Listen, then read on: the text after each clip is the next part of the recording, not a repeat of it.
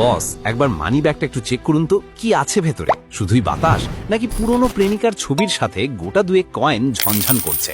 অথচ ফেসবুকে ঢুকলেই দেখছেন আপনার সেই ল্যাংটা কালের বন্ধু মফিজ কক্সবাজারে গিয়ে সানগ্লাস পরে পোজ দিচ্ছে। আর আপনি ঘরে বসে ভাবছেন, শালা মফিজের এত টাকা আসে কোথা থেকে? যদি আপনার অবস্থা এমন হয়, তবে আজকের ভিডিওটি আপনার জীবন বদলে দিতে পারে। আপনাদের অনেকের কমেন্টের অনুরোধেই আজকের এই ভিডিওটি বানানো হয়েছে। শুনুন, ধনী হওয়াটা কোনো রকেট সায়েন্স না, আবার লটারি জেতাও না। এটা একটা গেম, আর এই গেমের কিছু সিক্রেট চিট কোড আছে। আজ আমি আপনাকে অল্প বয়সে ধনী হওয়ার 4টি জাদুকরি কৌশল শেখাবো। তবে সাবধান, ভিডিওর শেষে আমি এমন একটা গোপন রহস্য বা সিক্রেট রিভিল করব, যেটা ছাড়াই 4টি কৌশল জানলেও আপনি সারা জীবন ওই টানাটানির মধ্যেই থাকবেন। তাই চোখের পলক না ফেলে শেষ পর্যন্ত দেখতে থাকুন। আচ্ছা বলুন তো, অল্প বয়সে ধনী হতে গেলে সবচেয়ে বড় বাধা কি? উত্তর হলো অজুহাত আর স্কিলের অভাব। আমরা বাঙালিরা হলাম ইমোশনাল জাতি। পকেটে টাকা নেই, কিন্তু হাতে আইফোন 14 প্রো ম্যাক্স থাকা চাই। মফিজকে দেখুন, ও হয়তো বাপের টাকায় ফুটানি করছে, কিন্তু আপনি নিজের যোগ্যতায় সাম্রাজ্য করবেন। প্রথম জাদুকরি কৌশল হলো হাই ইনকাম স্কিল শেখা। দেখুন বস, এখন আর সেই যুগ নেই যে বিএ পাশ করলেই সরকারি চাকরি আপনার দরজায় কড়া নাড়বে। এখন যুগ হলো স্কিলের। আপনার ডিগ্রির সার্টিফিকেটে ধুলো জমবে, কিন্তু আপনার স্কিল আপনাকে টাকা এনে দেবে। হাতে তো স্মার্টফোন আছে, কিন্তু সেটা দিয়ে কি করেন? শুধু রিলস দেখে সময় নষ্ট। অথচ এই ফোনে ইউটিউব দেখে মানুষ কোডিং শেখে, গুগলে চাকরি পাচ্ছে। টাকা নেই বলে কান্না করবেন না, ইন্টারনেটে সব ফ্রিতে শেখা যায়, শুধু শেখার মানসিকতাটা লাগে। আপনি হয়তো ভাবছেন, ভাই আমি তো কিছুই পারি না। ভুল ভাবছেন। Video editing, graphic design, digital marketing, coding বা সেলস, এর যে কোনো একটা কাজ যদি আপনি খুব ভালো করে শিখতে পারেন, তবে আপনাকে আর পেছনে ফিরে তাকাতে হবে না। মনে রাখবেন, আপনি কতক্ষণ কাজ করছেন তার উপর টাকা আসে না, আপনি মার্কেটে কতটা ভ্যালু বা মূল্য দিচ্ছেন তার উপর টাকা আসে। একজন রিক্সা চালক রোদে পুড়ে 10 ঘন্টা খাটে, কিন্তু একজন সফটওয়্যার ইঞ্জিনিয়ার এসি রুমে বসে 1 ঘন্টায় তার চেয়ে বেশি আয় করে। কেন? কারণ ওই ইঞ্জিনিয়ারের স্কিল আছে, যা সবার নেই। তাই চায়ের দোকানে আড্ডাবাজি কমিয়ে আজই একটা হাই ইনকাম স্কিল শেখা শুরু করুন। নিজেকে এমনভাবে তৈরি করুন যেন মানুষ আপনাকে খুঁজে বের করে কাজ দেয়। দ্বিতীয় কৌশলটি হলো লায়াবিলিটি বনাম অ্যাসেটের পার্থক্য বোঝা। সোজা বাংলায় বললে, যে জিনিস আপনার পকেট থেকে টাকা বের করে নেয় সেটা হলো লায়াবিলিটি, আর যে জিনিস আপনার পকেটে টাকা ঢোকায় সেটা হলো অ্যাসেট। আপনি যে বাইকটা ইএমআইতে কিনেছেন, সেটা কি আপনাকে মাস শেষে টাকা দিচ্ছে? না, বরং তেল খরচ, মেইনটেনেন্স আর ইএমআই বাবদ আপনার পকেট খালি করছে। এটা একটা লায়াবিলিটি। মনে রাখবেন, বড়লোক হওয়ার ভান করা আর সত্যি বড়লোক হওয়া দুটো সম্পূর্ণ আলাদা জিনিস। পকেটের শেষ টাকা দিয়ে ব্র্যান্ডের ঘড়ি না কিনে সেই সময় নিজেকে ডেভেলপ করুন। আপনার সময় দামি হলে 10 টাকার ঘড়ি পড়লেও মানুষ আপনাকে সম্মান করবে। কিন্তু আপনি স্কিল দিয়ে আয় করা টাকায় যদি একটা ভালো ল্যাপটপ কিনতেন, অথবা টাকাটা শেয়ার মার্কেটে বা কোনো ছোট ব্যবসায় খাটাতেন, তবে সেটা হতো অ্যাসেট, কারণ সেটা আপনাকে আরও টাকা এনে দিত। ধনীরা আগে অ্যাসেট বানায়, তারপর সেই অ্যাসেটের টাকা দিয়ে বিলাসিতা করে। আর আমাদের মতো মধ্যবিত্তরা লোন নিয়ে বিলাসিতা করি, তারপর সারা জীবন সেই লোনের কিস্তি শোধ করতে করতে মফিজের মতো হাসি মুখে পোজ দিতে পারি না। তাই আজই প্রতিজ্ঞা করুন, লোক দেখানো ফালতু খরচ বন্ধ। এখন একটা সিরিয়াস প্রশ্ন করি আপনাদের। আচ্ছা, যদি এই মুহূর্তে আপনাকে 10 লাখ টাকা দেওয়া হয়, আপনি সবার আগে কি করবেন? 1, একটা চকচকে স্পোর্টস বাইক কিনবেন, নাকি 2, টাকাটা দিয়ে কোনো বিজনেস শুরু করবেন?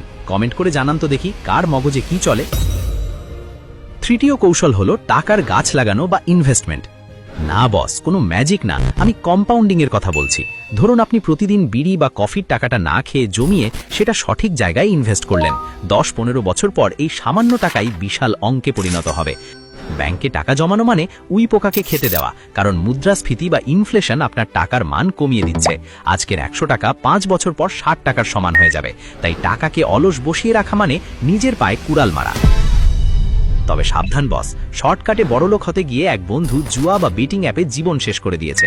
ওগুলোর অ্যালগোরিদম আপনাকে ভিখারি বানানোর জন্যই সাজানো।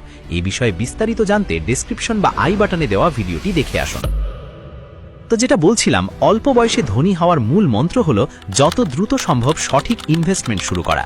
টাকা ব্যাংকে ফেলে না রেখে মিউচুয়াল ফান্ড বা বিশ্বস্ত ব্যবসায় খাটান। মনে রাখবেন, টাকা যখন অলস বসে থাকে তখন তার মূল্য কমে, আর টাকাকে যখন কাজে লাগাবেন তখন টাকা বাচ্চার মতো আরও টাকার জন্ম দেয়। আপনি কি চান না আপনার টাকা আপনার জন্য কাজ করুক যখন আপনি নাকে তেল দিয়ে ঘুমাচ্ছেন? চতুর্থ এবং অন্যতম গুরুত্বপূর্ণ কৌশল হলো সঙ্গ দোষে লোহা ভাসে, আবার সোনাও ডোবে। আপনি কাদের সাথে মেশেন, আপনার বন্ধুদের আড্ডার বিষয় কি, তারা কি সারাদিন বসে কার গার্লফ্রেন্ড কার সাথে পালালো এসব নিয়ে আলোচনা করে? যদি উত্তর হ্যাঁ হয়, তবে বস আপনি খুব বড় বিপদে আছেন। এরা হলো এনার্জি ভ্যাম্পায়ার, যারা আপনার স্বপ্ন চুষে খেয়ে ফেলবে। একটা কথা প্রচলিত আছে, আপনি আপনার সবচেয়ে কাছের 5 জন বন্ধুর গড় ফল। অর্থাৎ আপনার বন্ধুরা যদি অলস, নেতিবাচক এবং লক্ষ্যহীন হয়, তবে আপনিও অজান্তেই তাদের মতো হয়ে যাবেন। তাই আজই আপনার ফ্রেন্ড লিস্ট ফিল্টার করুন।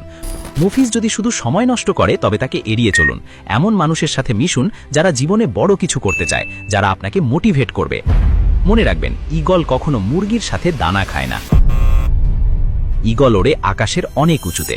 এবার আসি সেই প্রতিশ্রুত গোপন কথাটিতে। এই 4টি কৌশল, স্কিল ডেভেলপমেন্ট, অ্যাসেট তৈরি, ইনভেস্টমেন্ট এবং ভালো সঙ্গ, এসব জিরো হয়ে যাবে যদি আপনি এই 5 নম্বর কাজটি না করেন। আর সেই সিক্রেটটি হলো অ্যাকশন নেওয়া বা কাজ শুরু করা। হ্যাঁ বস, এটাই আসল সত্য। আমরা বাঙালিরা প্ল্যান করতে ওস্তাদ। চায়ের দোকানে বসে আমরা দেশ উদ্ধার করে ফেলি, কিন্তু নিজের পকেট উদ্ধারের জন্য কোনো পদক্ষেপ নিই না। ফেল করার ভয় পাচ্ছেন? মনে রাখবেন, ফেল তারাই করে যারা চেষ্টা করে, আর যারা চেষ্টাই করে না তারা তো আদিই হেরে বসে আছে। লোকে কি বলবে এই রোগ থেকে বের না হতে পারলে জীবনে উন্নতি হবে না। আমরা ভাবি কাল থেকে শুরু করব, কিন্তু বিশ্বাস করুন সেই কাল আর কোনোদিন আসে না। রাস্তায় নামলে তবেই পথ চেনা যায়, ঘরে বসে ম্যাপ দেখলে গন্তব্যে পৌঁছানো যায় না। তাই এই ভিডিওটা শেষ হবার সাথে সাথে নিজেকে প্রশ্ন করুন, আজ আমি আমার স্বপ্নের জন্য ছোট্ট কি পদক্ষেপটা নিতে পারি।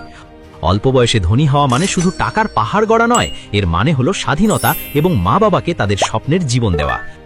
মুফিজের মতো শুধু লোক দেখানো নয়, সত্যিকারের স্বাচ্ছলতা যদি চান, তবে আজ থেকেই বদলাতে শুরু করুন। যেহেতু এই ভিডিওটা আপনাদের কমেন্টের ওপর ভিত্তি করেই বানিয়েছি, তাই তোমরাই ঠিক করবে এর পরের ভিডিও টপিক কি হবে। আমি দুটো অপশন দিচ্ছি। 1. ছাত্র জীবনে টাকা জমানোর এমন 5টি গোপন কৌশল, যা জানলে আপনি ছাত্র অবস্থা থেকেই টাকা জমাতে বাধ্য হবেন, আর বাবার কাছে হাত পাততে হবে না। নাকি 2. ঘরে বসে জিরো ইনভেস্টমেন্টে শুরু করা যায় এমন 5টি ফাটাফাটি বিজনেস আইডিয়া, যা আপনাকে বেকারত্বের অভিশাপ থেকে মুক্তি দেবে। কোনটা চাই, 1 নাকি 2? ঝটপট কমেন্টে জানিয়ে দিন। শোনেন বস, আপনাদের সাবস্ক্রাইব করার জন্য তেল বাড়বো ওই দিনকাল শেষ।